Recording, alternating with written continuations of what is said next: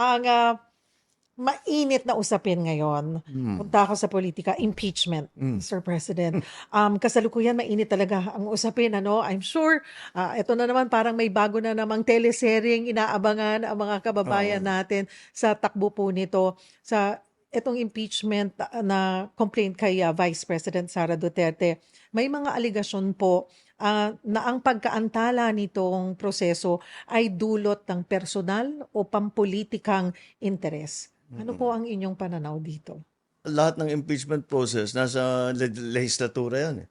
It's between Congress and the Senate. That's not I'm busy with the transport, with the rice, with all of the different things that we are doing. That nauubos ang oras ko doon. Put it bluntly. Wala naman akong papel doon sa impeachment. Yes. Sinasabi po kasi nila na kahit nasabihin na separation of powers, meron at merong say ang Pangulo sa magiging desisyon. Siguro if a president chooses to do that, I choose not to. Puntahan ko po ang West Philippine Sea. Sinabi po ni Commodore J. Tariela na ang dapat na susunod na Pangulo ng Pilipinas ay dapat ipagpatuloy po ang inyong polisiya sa West Philippine Sea. And then in February, you said Filipinos do not yield. How do you want history to remember the Marcos policy sa West Philippine Sea? We did not yield.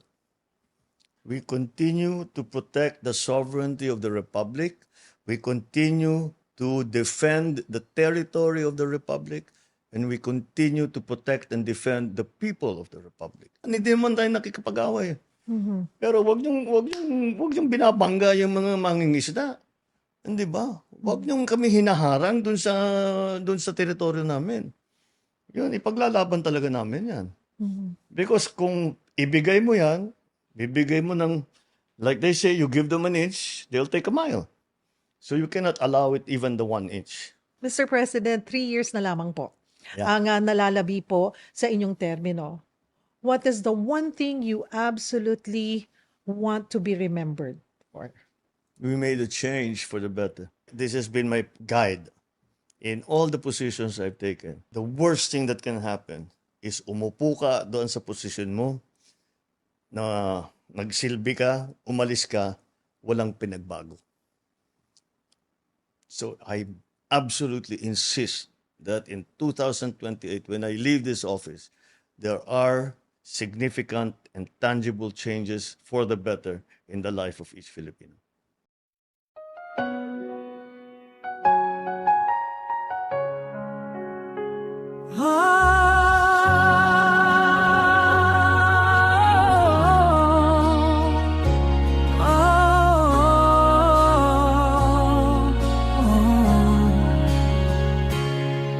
Sa gitna ng batikos, di mo pinapansin mga bintang wala ng saysay.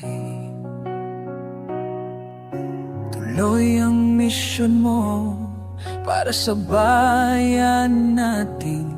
Kahit anong husga, di nagpapaapi.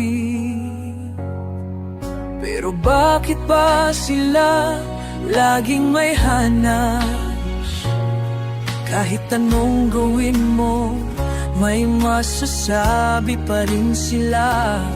Pero ikaw, Bongbong, di ka nagpapaapekto. Tahimik na lumalaban, handang sumago pa sa dilim. O Bongbong Marcos, kalmado at matatag. Sa gitna ng unos, ikaw ay nakangiti lang. Kahit anong batikos, di mo pinapatulan. Dahil ang totoong leader, di napapagulo sa damdamin.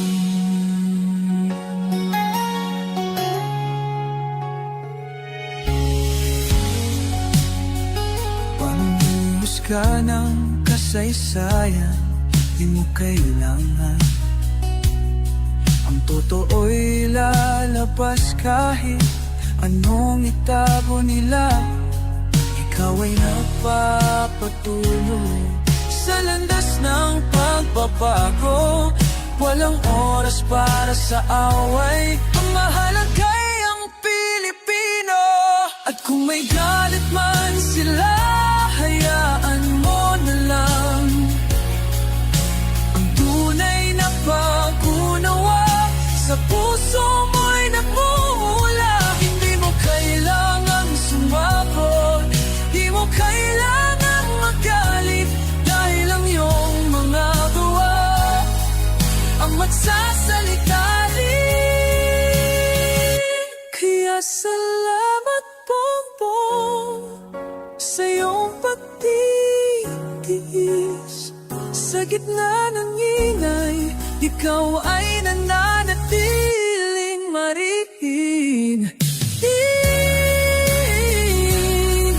Pilipinas ay babangon